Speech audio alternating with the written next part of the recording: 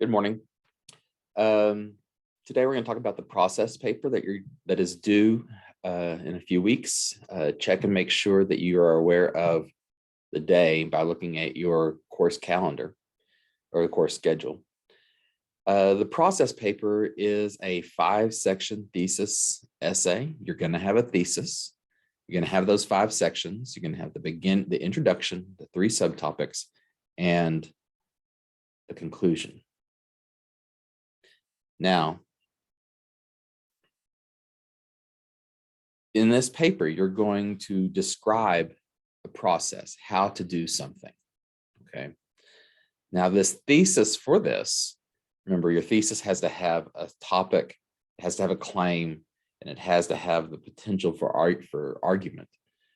Your thesis is going to be supported by this description or by the explanation of a process, okay? So for example, you might say, your thesis might be peanut butter sandwiches are best made by utilizing a few simple steps. Okay, it's a simple thesis. Peanut butter sandwiches, peanut butter and jelly, that's probably better. Peanut butter and jelly sandwiches is your topic. That they are best prepared using the following step, or by using a certain few steps, is your claim. Can somebody read your paper and disagree with you? Yeah. But you've satisfied the requirements, the 3 requirements for your thesis statement. Now in your process, some folks find it a little bit difficult to subdivide your steps. As long as you have 3 subtopics, you can have more. In your paper, you're good. So probably the easiest way is to take all your steps and split them into 3 sections.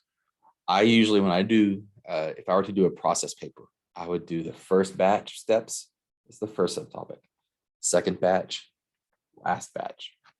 Or you can do something like the first subtopic is the prep work.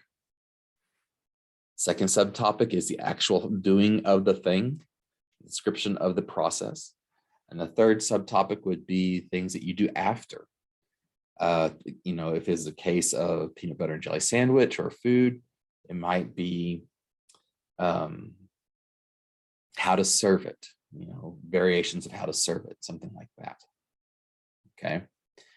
My suggestion is think of something that you know about pretty well and make a list of those items before you even start writing your essay. So that way you don't have to start, stop, start, and stop.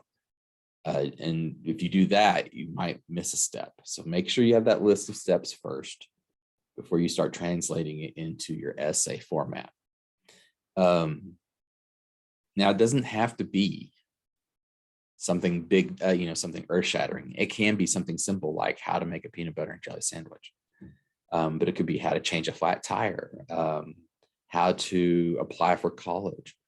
But it needs to be something that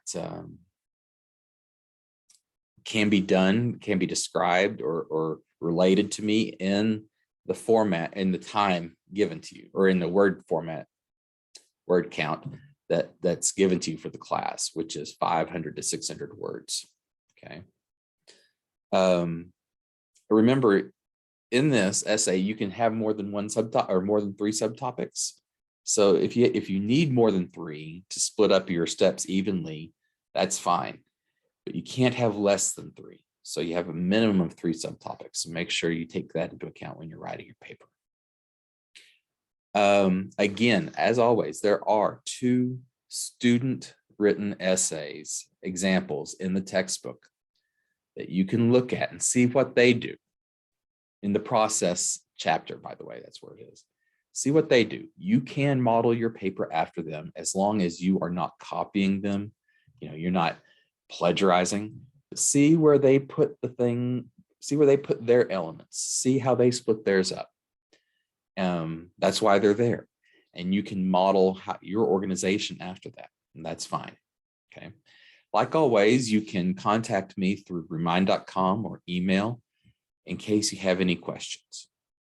You guys have a good day.